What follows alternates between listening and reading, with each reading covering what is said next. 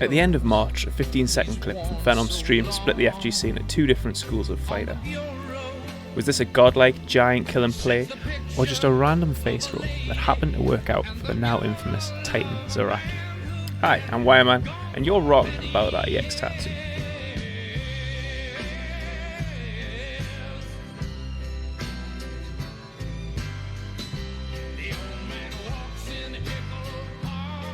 So, as alluded to already, when you see that clip, the dominoes start falling into one of those two directions, and you'll quickly find a way of upsetting yourself in one way or another. If you're in the godlike Reed camp, you may be wondering how there are people out there that don't see this as the pinnacle of Yomi, but those same people will retweet a high fight clip of Daigo Ume flashing through an unsuspecting contender that thought that they were on the offense. I mean, it counter hit after all. Is this not an Ume flash in its own right?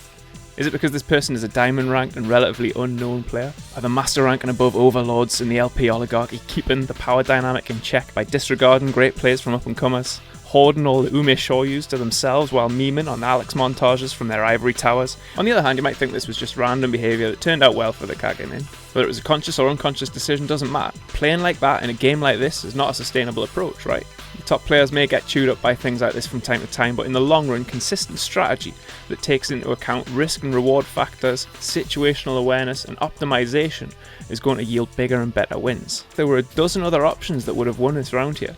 What was the exit strategy if this particular option got blocked? Probably wasn't one, right? Why can't people see that playing this reckless is objectively bad? Even given the player matchup, if a play like this is going to work on a top player, based on presumably hard conditioning and a well thought out read, then Phenom, a man with a reputation for reading opponents to death, is an odd opponent to pick the strategy for. Conservative, calculated play against a top player is going to be your best hope, surely. Well, yes and no, and this is where it starts to get messy. If you imagine it from a character matchup perspective for a moment, if you're up against the Queen of Buttons Chun-Li and they start playing footsies, it'll be a dangerous option to fight fire with fire and do the same back. Especially if your character isn't built like that.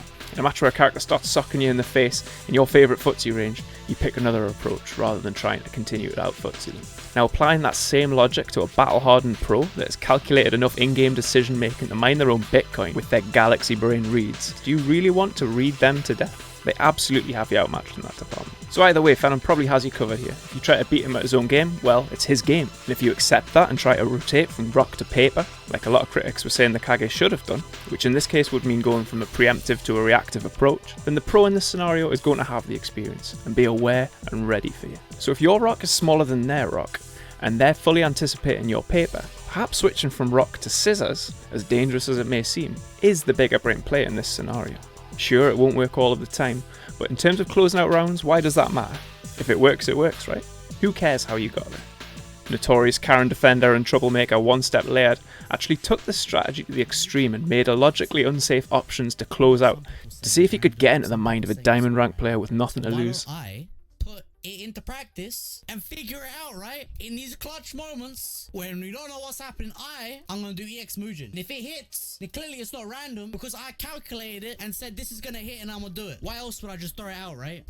Obviously EX Mugen is -2, so it's like it's not that big a deal, but you know the point still stands if it hits, you know what I mean? So that is today's plan. All right, I'm going to EX Mugen in clutch situations and see what's up. What? If it works, it works. If it works, it works.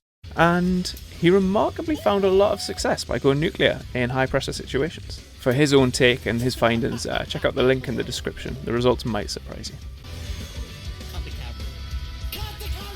To explore this further though, in true video essay style, let's get analogous for a second and look at a similar scenario through the medium of blackjack. Not only is blackjack a game of managing risk versus reward, but interestingly, it's a game that's designed for you to lose, which makes it a great study in more than one way when it comes to getting the most out of fighting games. For now though, let's take a look at this concept of how to approach a Goliath as a David in the same way that a blackjack player would take on the dealer. Whether it's the house always winning in blackjack or a warlord always winning in Street Fighter, the rules here are pretty similar. In a game where your best chance of winning is to follow the rules and you're playing against someone that has a legacy and stake in those rules, consistent play may be your best chance, but it's also the opponent's best chance, and by design or by experience, this tilts it in their favour. If you've ever stayed at one of the Vegas casino resorts during your pilgrimage to EVO, you probably noticed that your resort was offering free blackjack lessons for guests. Why would they teach you how to take money from them? And it's not a scam either, and it's definitely something else that fighting games could learn from. is they teach you how to lose less, but also enjoy blackjack as a whole, even when you're losing. The casino wants you to lose less, as weird as that may seem. They might even give you a free cheat sheet on a keyring while you're there that shows you exactly how you should play each scenario. And these aren't dodgy cheat sheets. They give you a safe and reliable strategy and your best chance of keeping your money. But the odds are in the house's favour still. That's just how blackjack's designed. With a house edge that produces winners following those rules somewhere around 48 to 49% of the time. These results weren't built by winners after all. They were built by people slowly enjoying their money away over a prolonged period. And when I say that they teach you how to enjoy yourself even when losing, it's that a cheat sheet like this and the free blackjack lessons teach you that even if you lost, you played the scenario right, and therefore played the game right, and even though you lost, it wasn't because you were bad, it was simply that it wasn't your day. This is a fantastic tool for a casino to arm its guests with, because even though it teaches them to win, it teaches them to play it their way and in a controlled and predictable manner. The guests enjoy the highs and lows at a drip-fed rate, and the casino gradually gets richer off the creeping death. Had this Kage played it right, yes, there's a good chance that they would have won. A better chance than there was with their not on the keyring EX tattoo. But it's quite clear from Phenom's reaction, and the reaction that social media had in general, that playing it right is exactly what they were banking on. This clip was upsetting to good Street Fighter players because it attacks them on two fronts. This isn't what I would do to beat someone else, and I wouldn't be ready for this if it was used on me. The fact is, you'll never leave Las Vegas richer if you play the mathematically designed games built in the house's favour purely by playing them in the way that they're intended to be played. And albeit for different reasons, since the fight is fair, a similar thing can be said about a diamond player walking away from a warlord with their LP. The long game of consistency is still in Phenom's favour here. He just needs to accept the occasional loss like this and trust the law of big numbers is going to work out for him, which it ultimately will. The longer an experienced warlord plays in ranked, which is populated with significantly more lower ranked people than it is matching ranks, the higher likelihood the more experienced, more battle hardened player will leave with the points. This also applies in a tournament scenario. The occasional local high roller will make it into the top 8 among the pros and local heroes, but it happens much less often and seldom produces an unsuspecting champion. It does produce some great games though. In the 2018 and 2019 editions of the Street Fighter journal Fighting with Numbers by Glenn Cravens, he looked into the viability of extending games from best of 3 to best of 5 as a mechanism for protecting top players from these maniacs. But ultimately the stats shown that late game comebacks are few and far between. If an unknown entity can win the best of 3, they have a high likelihood of staying ahead in the best of 5 as well. As frustrating as it may be for experienced players to accept that the best decisions don't present the best results all of the time, they ultimately have to have faith in the slow burn in order to profit from it, even if that means drowning in pools with the rest of us every once in a while. So when the rational choice is statistically in the veteran's favour, but probabilistically in the wildcard's favour, is taking a bigger risk the right choice to make? As we've seen here, the answer is yes in the short term, but no in the long term.